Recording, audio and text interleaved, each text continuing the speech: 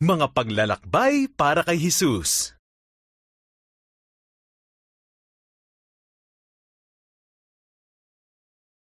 Naniwala si Pablo na nais ng Diyos na ipahayag niya sa mga hintil ang tungkol kay Jesus. Kaya naman, nagkaroon siya ng 3 paglalakbay patungo sa Syria, Macedonia at Gresya. Maraming mga tao ang naniwala kay Jesus at maraming mga iglesia ang nasimulan.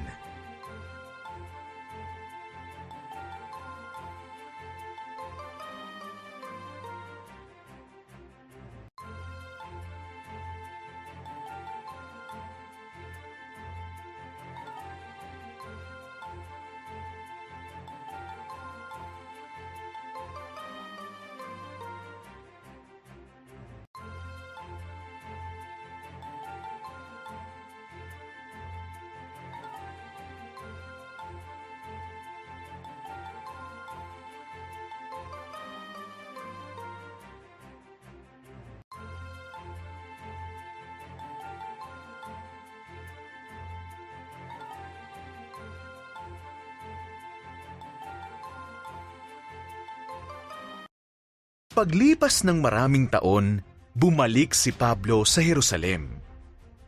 Mayroong mga taong hindi nagustuhan ang kanyang tinuturo at siya ay kinalaban. Siya ay hinuli ng hindi makatarungan. Dahil si Pablo ay isang Romano, hiningi niyang siya ay kasuhan sa Roma.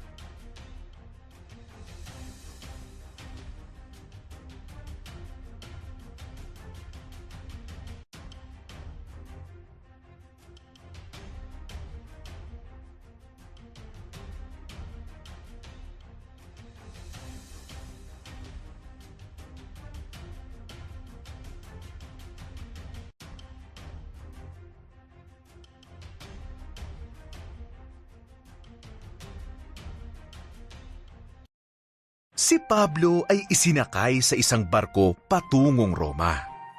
Mabagal ang kanilang paglalakbay. Maghintay muna tayo sa Kreta hanggang sa tumigil ang bagyo.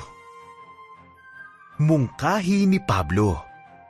Ngunit itinuloy pa rin ng kapitan ang kanilang paglalayag.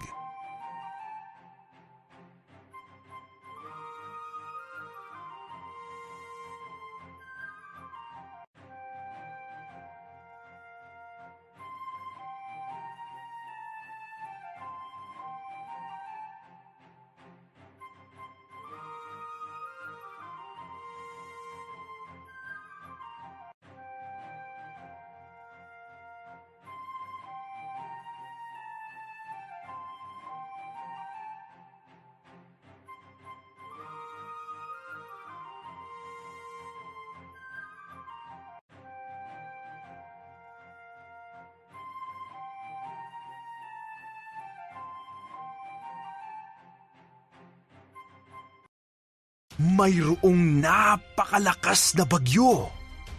Inisip ng lahat na sila ay mamamatay. Isang anghel ang nagsabi kay Pablo na silang lahat ay maliligtas at siya ay makararating sa Roma. Sinabi naman yun ni Pablo sa kanyang mga kasama.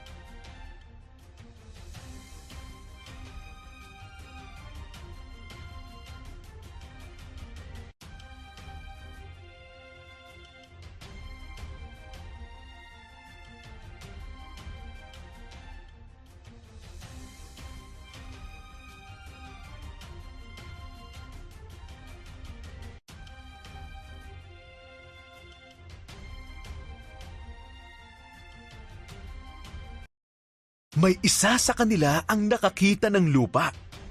Ang mga manlalayag ay nagbalak na iwanan ng barko at hayaang mamatay ang iba. Sinabi ni Pablo, "Maliligtas lang kayo kung kayo ay mananatili sa loob ng barko." Ang barko ay sumadsad sa isang isla na ang tawag ay Malta.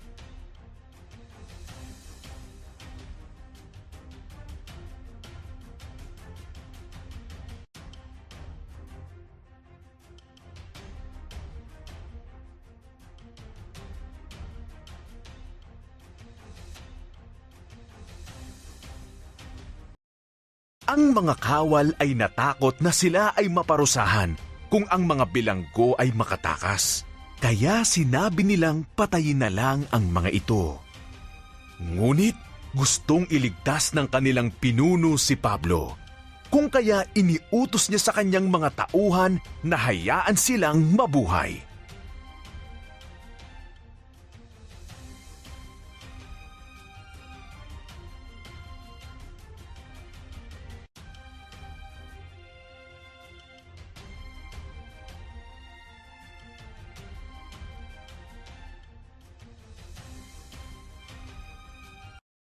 Sila ay hilong-hilo na nang nakarating sa Pampang. Gaya ng sinabi ni Pablo, lahat sila ay buhay.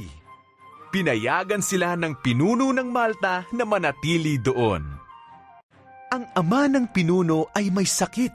Nang ipinanalangin ito ni Pablo, pinagaling siya ng Diyos.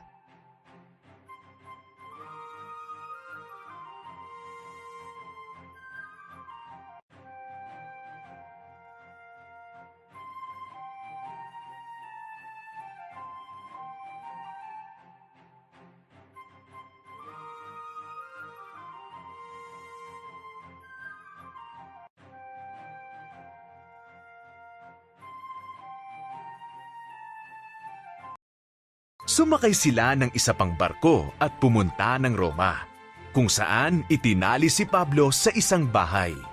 Habang naroon, sumulat si Pablo upang turuan ang mga bagong iglesia sa buong mundo.